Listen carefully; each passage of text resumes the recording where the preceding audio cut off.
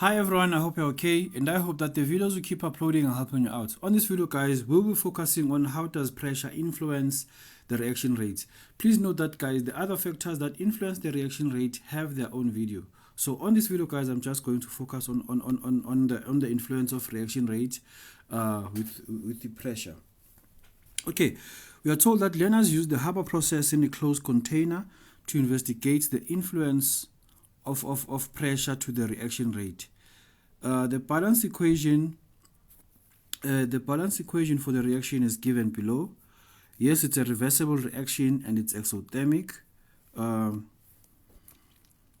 Okay, and then we are told that learners used two experiments for this investigation. The table below shows the conditions of each experiment together.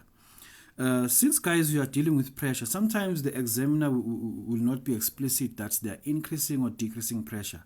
They will just give you different volumes. Are you together? The different volumes of your container. Are you together? Remember that this Haber process, guys, is held in a closed container. So we are given different volumes of the containers and the same amount of reactants. Are you together? So the reactants, you have the same amount of nitrogen in both experiments, the same amount of hydrogen in both experiments. The difference is the size of our reaction vessel. Are you together? Please note that guys, pressure is always inversely proportional to the volume. If your volume is decreased, that means they're increasing your pressure. If your volume is increased, that means they are decreasing your pressure. Are you together? So over here guys, if you can check, you can see that experiment 1 takes place at a with the smallest amount of volume rather. Are you together? So it simply means that experiment 1 was held at a higher pressure compared to experiment 2. Are you together? So if you are supposed to use the collision theory, that which experiment will have the higher reaction rate, you'll simply say experiment 1. Experiment 1. And obviously, if you're supposed to use collision theory, you're simply going to say experiment 1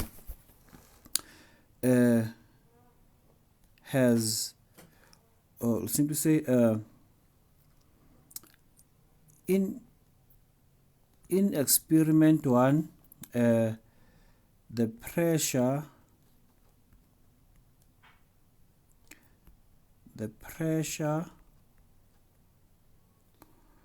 is increased by decreasing the volume, by the decrease in volume. Are you together? And if that's the case, it simply means that particles will collide faster. Particles will collide at a faster rate. Are you together? And hence more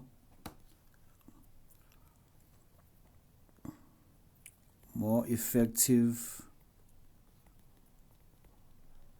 collision per unit time. And that's why the rate of reaction whenever pressure is increased will always be high. Yeah? So this guys is just exactly what happens. Yeah? In experiment, did I say experiment 1? Ew. Experiment 2 guys. Yeah? Please don't arrest me. That's experiment 2. Are you together? Experiment 2 has the highest pressure because it has the smallest amount of volume. Are you together? Whenever you increase pressure, you're just making the particles to collide, to have effective collisions in the smallest amount of time. Are you together? And obviously, after having more effective collisions, the rate of reaction will simply increase. And then now you're being asked, the graph below shows the formation of ammonia over time. Which one of the two curves represent experiment 2? The one that is more steeper will simply represent experiment 2. Are you together? And the one that is less steeper will simply represent experiment 2. If you didn't want to check the steepness, but wanted to check the amount of time it took for these reactions to reach completion. Curve P only took 4 minutes to reach completion. Curve Q only took 7 minutes to reach completion. So that means curve P will simply reach completion faster. So curve P is the one that has high pressure.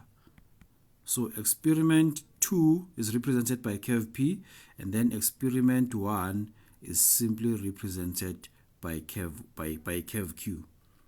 Are you together? It is less steeper. That means the rate of reaction is lower, and you can also see it reached completion at a later stage.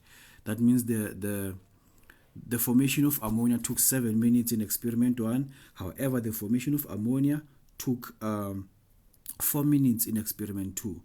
That's why experiment 2 represents the experiment. That's why curve P represents the experiment with the lowest amount of volume. So that's how, guys, are supposed to deal with pressure. So just stay tuned, guys, and wait for more videos. Thank you.